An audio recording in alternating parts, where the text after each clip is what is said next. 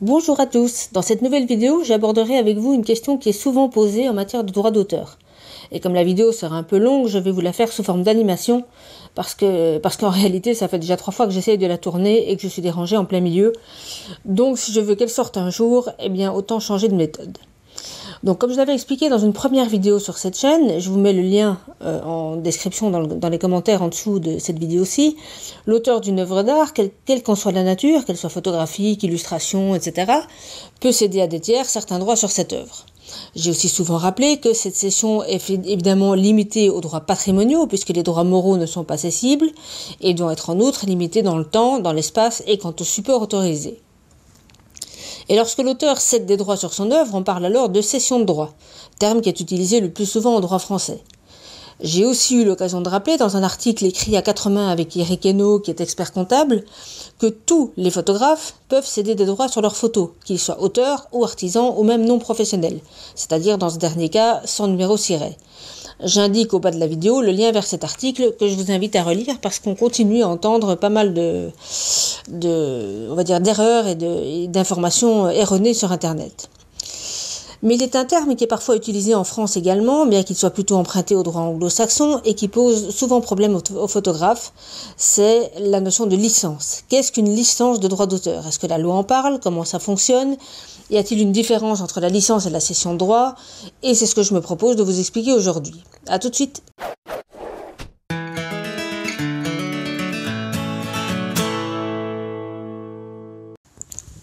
Faisons tout d'abord un petit détour par la propriété industrielle. La notion de licence est en réalité le plus souvent utilisée en matière de propriété industrielle, c'est-à-dire notamment les marques, les dessins et modèles ou les brevets. Ainsi, par exemple, lorsque vous achetez dans un magasin un vêtement à l'effigie d'un célèbre héros de dessin animé pour votre enfant, c'est parce qu'en amont, le titulaire de la marque et évidemment aussi du droit d'auteur sur le personnage lui-même a conclu une licence de distribution avec le fabricant du vêtement et que par la suite, celui-ci le distribue dans les différents points de vente. Je simplifie considérablement ces notions. Sachez notamment que des vives controverses ont longtemps divisé la doctrine sur la qualification exacte de ce type de contrat. Aujourd'hui, on a tendance à considérer que la cession est plutôt assimilée à une vente, alors que la licence est plutôt considérée comme une location. Mais je ne rentre pas plus dans les détails, puisque ça n'intéresserait en réalité que les juristes et pas les photographes. Comment comprendre cette différence entre vente et location ? Prenons l'exemple des logiciels. Lorsque vous achetez un logiciel, en réalité, rien ne vous autorise à le reproduire et à revendre les copies. Ce serait de la contrefaçon. Vous pourriez éventuellement revendre la version du logiciel acquise sous forme matérielle, donc un CD dans une boîte, mais votre acheteur n'aurait alors de toute façon pas plus de droits que vous n'en avez vous-même, et vous ne pourriez plus de votre côté utiliser le logiciel, même si vous l'avez installé sur votre ordinateur. La somme que vous payez pour utiliser ce logiciel lorsqu'il est payant vous donne seulement le droit de l'utiliser pendant la durée de la validité de la licence et même lorsqu'il s'agit d'un logiciel gratuit, vous ne pouvez pas excéder les autorisations données. Si par exemple le logiciel est gratuit pour un usage personnel mais implique un paiement pour un usage professionnel, il vous faudra vous en tenir à un usage privé si vous ne souhaitez pas payer. Vous ne pouvez pas non plus modifier le logiciel dans mon exemple. La seule exception à cette interdiction de modification serait un logiciel dit open source, dont les conditions de diffusion vous autorisent à accéder au code source et même bien souvent à le modifier pour l'améliorer. Pour les œuvres artistiques, photographiques, littéraires, musicales, etc., il existe un mécanisme identique qu'on nomme les licences libres, qu'on devrait en fait nommer les licences gratuites, et dont l'exemple le plus célèbre est celui des licences Creative Commons dont je parlerai dans la suite de la vidéo. Mais revenons donc à mon explication. Une licence d'utilisation de votre logiciel, qu'il soit payant ou gratuit, est une sorte de location du droit de l'utiliser pendant une certaine durée sans pouvoir le reproduire. Alors qu'une cession de droit vous permettrait, dans les limites consenties par la cession, d'en céder vous-même des droits à des tiers. La meilleure illustration que je puisse en donner toujours en matière de logiciels pourrait être celle des programmes qui sont conçus par différents développeurs, souvent commercialisés d'abord de façon autonome sur le site des développeurs eux-mêmes, puis cédés par exemple à des structures telles que notamment micro-applications, mais il y en a d'autres, qui vont regrouper de nombreux logiciels de toute nature et les vendre notamment sur un site internet mais également dans le commerce, ce qui n'interdit pas l'exploitation par les programmeurs eux-mêmes.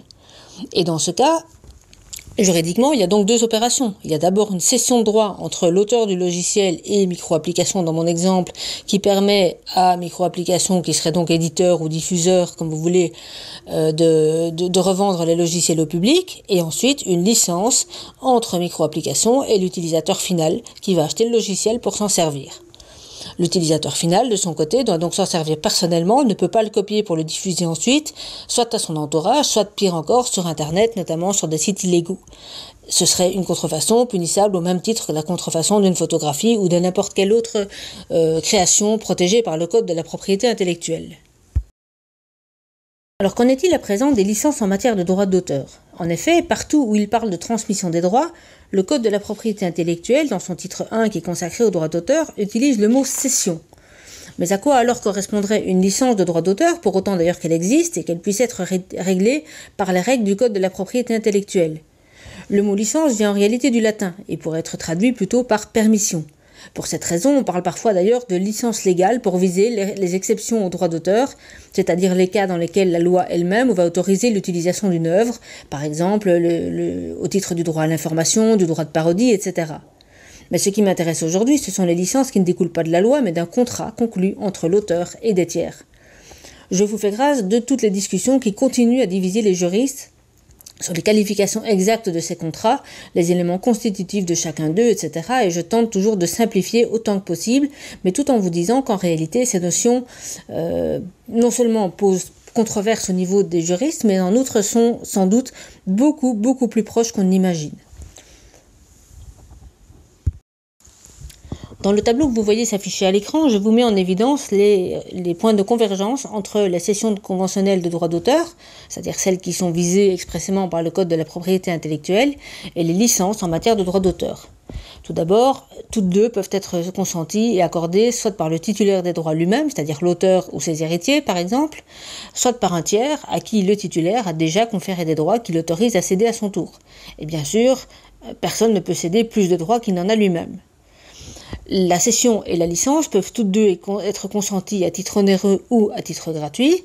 À titre gratuit, c'est prévu notamment par le Code de la propriété intellectuelle lui-même. À titre onéreux, eh bien ça ne pose pas de difficulté. Et enfin, sachez qu'en matière de licence, le plus souvent c'est fait à titre onéreux, mais il n'y a pas de règle générale et les deux sont possibles. Enfin, les deux peuvent éventuellement prévoir une exclusivité. Dans ce cas-là, pour la licence, on parlera de licence exclusive ou de licence simple lorsqu'il n'y a pas d'exclusivité. Et de la même manière, une cession de droit peut être consentie avec ou sans exclusivité. Dans tous les cas, bien sûr, on ne peut en théorie jamais céder les droits moraux, mais vous verrez que ce n'est pas toujours aussi simple dans la pratique.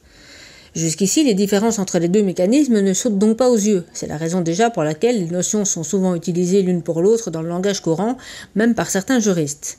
Dans le tableau que je vous affiche pour l'instant, je vous mets en évidence quelques divergences qui peuvent être soulignées, bien qu'elles ne soient pas fondamentales dans le fonctionnement des mécanismes. Tout d'abord, la désignation des parties. On va parler d'auteur ou d'ayant droit du côté de la cession de droit pour celui qui cède les droits et de cessionnaire pour celui à qui les droits sont cédés. Du côté de la licence, ce sera aussi l'auteur ou l'ayant droit, mais par contre, ce sera le licencié à qui les droits sont cédés. Au niveau de la rémunération, on va parler de droit d'auteur dans la cession de droit et on va parler le plus souvent de redevance ou de royalties dans la licence. Enfin, le calcul de la rémunération, du côté de la cession de droit, elle est en principe toujours proportionnelle, sauf les exceptions que fixe et que prévoit le Code de la propriété intellectuelle lui-même.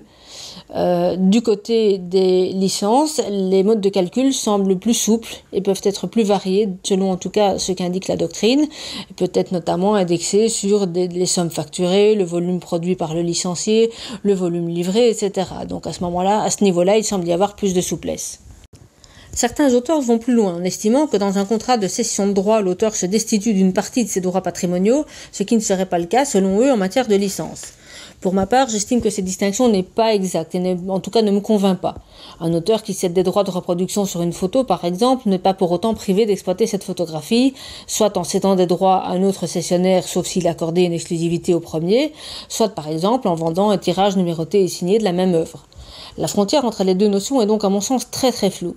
Notez qu'il s'agit là d'une appréciation personnelle et tous les juristes ne sont pas d'accord, notamment pas l'auteur de l'excellent ouvrage de près de 800 pages qui est consacré au sujet et que je tiens entre les mains, mais cet ouvrage consacre lui-même de très très longs développements à recenser toutes les conceptions de ces notions, et les auteurs qui soit estiment, comme je le fais, qu'il s'agit d'une seule et même notion juridique, et ceux qui, au contraire, sur base d'arguments qui sont tout aussi défendables juridiquement, estiment le contraire. Comme vous le voyez, on est donc dans un terrain pour le moins marécageux et instable. Et je vous fais grâce des détails. En pratique, les cas de licence sont beaucoup plus fréquents en matière de marque ou de dessin et modèle que de droit d'auteur. Le principal domaine dans lequel il est question de licence en matière d'œuvres visuelles, et notamment donc de photos, est celui des microstocks ou des banques d'images. Il est possible en effet sur ces microstocks, contre paiement d'un prix, d'acheter une licence d'utilisation qui est qualifiée comme telle pour l'utilisation d'une œuvre. Le prix va dépendre des utilisations que vous voulez en faire, et on peut citer évidemment Shutterstock, Photolia qui est devenu Adobe Stock, iStock, etc. Vous connaissez sans aucun doute ces sites. Il en va de même sur des sites permettant notamment d'utiliser des œuvres musicales. Qu'en est-il alors des licences gratuites ? Il existe en effet un important domaine dans lequel les licences coexistent avec les cessions de droits, et c'est ce qu'on appelle les licences gratuites.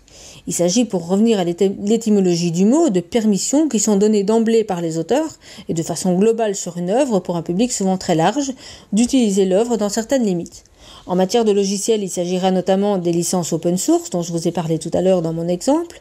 Ces dernières, outre le fait qu'elles sont gratuites, sont en outre souvent libres dans le sens où les utilisateurs des logiciels peuvent en outre avoir accès au code source, non seulement, mais aussi le modifier, je vous l'avais dit tout à l'heure, pour améliorer ou adapter le logiciel concerné.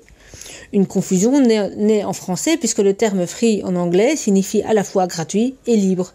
Or, les deux significations peuvent ne pas coïncider en droit. En matière artistique, il existe plusieurs systèmes de licences gratuites, les plus célèbres et les plus utilisés étant les Creative Commons. Pour synthétiser, l'auteur, dans le cadre des licences Creative Commons, donne d'emblée l'autorisation aux utilisateurs de reproduire et même parfois de modifier son œuvre dans certaines limites. Ces limites sont fixées par 6 licences dont les termes ont été rédigés par l'association officielle Creative Commons et qui sont traduites d'ailleurs dans toutes les langues ou quasiment. Chacune de ces licences est représentée par plusieurs pictogrammes qui permettent de comprendre rapidement ce qui est autorisé ou non. Et quand je dis rapidement, c'est pour autant toutefois qu'on ait fait l'effort de se plonger un petit peu dans les détails en amont. Ces licences libres et donc gratuites posent alors différentes questions. Comment, du côté de l'auteur, choisir la licence la plus adaptée ? Quels sont les risques encourus et au contraire, quels sont les bénéfices qu'il peut en retirer ? Comment, du côté utilisateur, choisir une œuvre correspondant bien aux utilisations qu'il souhaite en faire ? Comment négocier avec l'auteur une éventuelle utilisation plus importante ? Comment combiner ces licences avec les principes du droit d'auteur découlant du code de la propriété intellectuelle ? Et je pense notamment aux licences qui autorisent les modifications de l'œuvre. N'y a-t-il pas là une atteinte à l'intégrité des œuvres ? Et enfin, que dit la jurisprudence française ou étrangère ? Tout ceci concerne les photographies, mais pas uniquement, puisque les licences Creative Commons peuvent s'appliquer à différents types d'œuvres, photos et vidéos bien sûr, mais aussi les œuvres musicales, littéraires, les illustrations, etc. Alors pour aller beaucoup plus loin sur la question, je vous suggère, si le sujet vous intéresse, le bouquin dont je mets la couverture ici pendant que je vous parle en fond d'écran, et dans lequel je me livre à une étude complètement, détaillée mais 100% pratique et orientée vraiment de façon concrète pour vous aider à déterminer d'une part ce à quoi vous vous engagez si vous entendez diffuser vos œuvres sous couvert de cette licence ou si au contraire vous entendez utiliser une œuvre qui a été diffusée par un tiers sous couvert de ces mêmes licences Creative Commons. Voilà, donc j'espère que cette vidéo en tout cas vous aura intéressé. N'hésitez pas à la diffuser dans tous les milieux artistiques, puisque ce sujet, je viens de vous le dire, peut concerner tous les artistes. Et je vous souhaite une excellente journée. À très bientôt. Au revoir.